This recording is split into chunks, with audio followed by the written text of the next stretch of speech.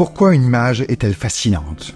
Pourquoi certaines photographies provoquent ce que James Joyce appelait l'arrêt esthétique? Aujourd'hui, nous allons tenter de révéler ce qui se cache derrière des compositions captivantes. Nous allons explorer la psychologie de la forme. Regardez cette photo très célèbre de Joël Meyerowitz. Un individu en pleine chute dans les rues de Paris. Il est entre un bus, le trafic, les voitures, une bouche de métro, et ceux qui l'enjambent en le regardant à peine. Qu'est-ce qui rend cette scène si puissante? Saisissante. La réponse réside dans un concept profondément enraciné dans la psychologie humaine, la théorie de Gestalt. Joël Meyerowitz est un grand maître de la photographie de rue, une légende de la photographie, qui a débuté sa carrière aux côtés de Gary Winogrand dans les rues de New York en 1962. Ses projets vont bien au-delà de la pure photographie de rue. Toujours, ces photographies racontent des histoires qui vont au-delà des apparences. Aujourd'hui, comme Joël Meyerowitz, nous allons explorer comment créer des récits visuels captivants. Et nous allons utiliser les principes de la théorie de Gestalt. Mais qu'est-ce que c'est que la Gestalt? Et comment peut-elle transformer notre manière de voir et de capturer le monde? La théorie de la Gestalt explique comment est-ce que nous voyons, comment nous associons les formes pour créer du sens. Et ces principes sont bien sûr transposables à la photographie. La Gestalt n'est pas seulement une approche de la perception. C'est une clé pour comprendre la narration visuelle. Une photographie transmet quantité d'informations et d'émotions en une fraction de seconde. Mais dans l'exemple de cette photographie de Joël Meyerowitz, est-ce que c'est l'absurdité de la scène, le tumulte de la ville, l'indifférence des Parisiens, une anecdote peut-être, un témoignage d'une époque révolue? Ou est-ce que cette photographie est un petit peu tout cela en même temps? Regardez en musique. Lorsqu'on se rappelle d'une mélodie, on se souvient d'une structure globale de la musique. On se souvient d'un rythme. On se souvient de sensations et non d'une suite successive de notes prises isolément. La théorie de la forme, Gestalt, doit vous permettre de comprendre intuitivement ce qui donne du sens à une photo. Une photographie de rue n'est pas seulement une somme d'objets et de sujets placés dans un cadre. La théorie de la Gestalt, née dans le Berlin des années 1920, nous enseigne que nous ne voyons pas simplement des objets isolés. Nous voyons des ensembles. Nous voyons des totalités. Le verbe gestalten peut être traduit comme mettre en forme, donner une structure signifiante. Le résultat, la Gestalt, est donc une forme structurée, complète et prenant sens pour nous spectateurs. En photographie de rue, cela signifie voir au-delà des éléments individuels pour comprendre comment est-ce qu'ils s'assemblent dans un même cadre pour former une histoire cohérente. Chaque bâtiment, chaque passant, chaque jeu d'ombre et de lumière, tout cela participe à une narration visuelle qui est unifiée. Mais comment appliquer concrètement cette théorie pour le moins abstraite? Dans une photographie, chaque élément se détache sur un fond, que ce soit un environnement urbain, humain ou naturel. Pour être compris, un sujet doit se détacher, un contraste doit exister. Joël Meyerowitz maîtrise cet art. Il crée des contrastes qui sont forts et qui attirent l'œil. Observez bien la scène. Comment est-ce que le sujet se détache clairement de l'arrière-plan? Sur l'image, le sujet principal est bien distinct du fond. L'œil est attiré immédiatement sur ce personnage en difficulté.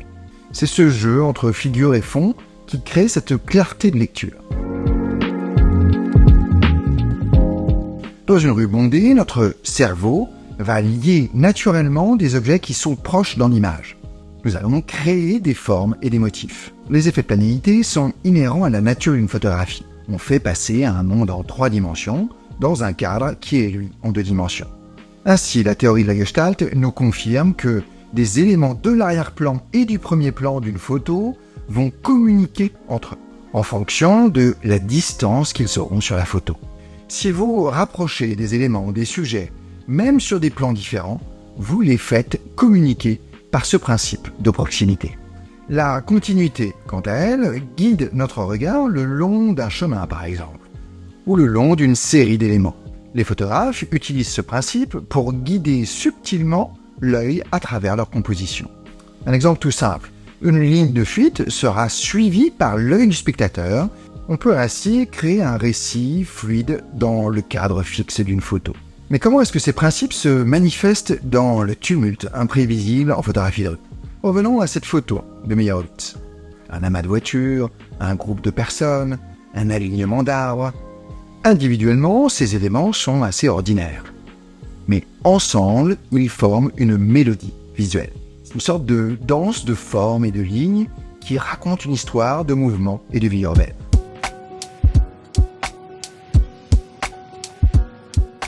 Notre esprit aime compléter les images qui sont incomplètes.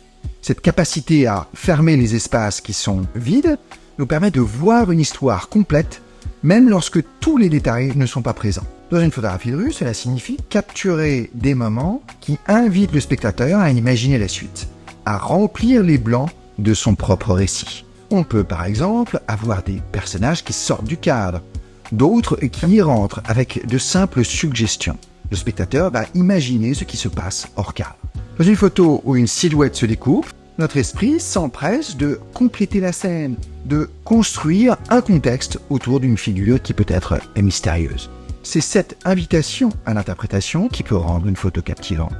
Joel Meyerowitz capture souvent des scènes qui sont inachevées, des instants qui paraissent suspendus.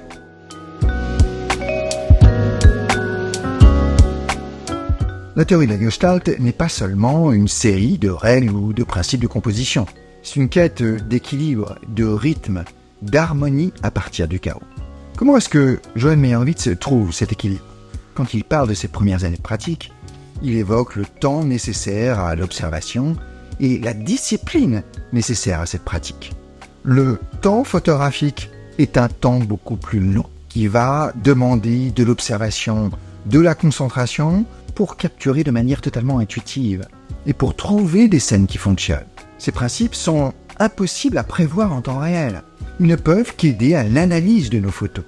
Le moment où tous ces principes s'alignent pour révéler une scène qui raconte une histoire plus grande que la somme de ses parties.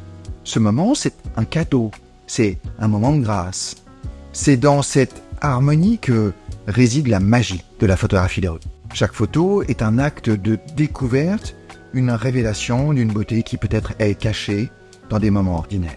Chaque photo est une invitation à vraiment voir et à trouver ces récits qui sont dans ces rues que nous parcourons tous les jours. Revenons à notre point de départ, la photo de Meyerowitz, cette chute dans les rues de Paris. Avec les principes de la théorie de la Gestalt en tête, regardez à nouveau. La figure et le fond se distinguent nettement, créant un focus immédiat. La proximité des spectateurs de la scène, la continuité des lignes de la rue, tout guide notre regard vers le sujet central. Et cette sensation de mouvement que nous avons dans cette photo, c'est le principe de fermeture. Notre esprit complète l'histoire de cette chute, ce qu'il s'est passé juste avant et ce qui viendra probablement juste après. Cette photo n'est pas juste un instant figé.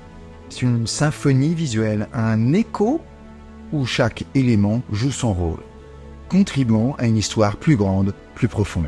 C'est la puissance de la théorie de la Gestalt en action. La preuve que la photographie de rue peut être bien plus qu'une retranscription de moments anodins. La théorie de la Gestalt ne transforme pas seulement nos photos. Elle transforme notre regard sur le monde. Elle nous enseigne à chercher l'harmonie dans le chaos et à trouver le sens dans l'aléatoire, à être curieux de nos petites vies quotidiennes. La prochaine fois que vous prendrez votre appareil photo, rappelez-vous de ces principes. Mais surtout, à l'édition, ne cherchez pas à montrer simplement des images. Posez-vous la question de ce que veut dire la scène que vous avez photographiée, de ce que le spectateur en comprendra. C'est là, dans l'art de voir, que réside le véritable pouvoir de la photographie de rue.